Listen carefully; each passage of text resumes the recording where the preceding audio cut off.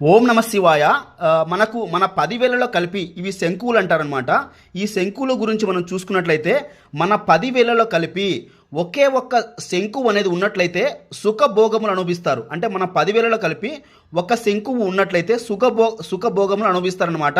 అలాగే 2 శంకువులు ఉన్నట్లయితే 10,000లో కలిపి దరిద్ర బాధలు అనుభవిస్తారు. దరిద్ర జాతకులు అని చెప్పొచ్చు. అంటే 2 శంకులు ఉన్నవాళ్ళు అంటే 10,000లో కలిపి. అదే 3 శంకువులు ఉన్నట్లయితే 10,000లో కలిపి దుర్గుని అంటారు. అంటే వీళ్ళు కూడా మంచి జాతకులు కారని చెప్పొచ్చు అనమాట. 3 శంకులు ఉన్న వాళ్ళైతే.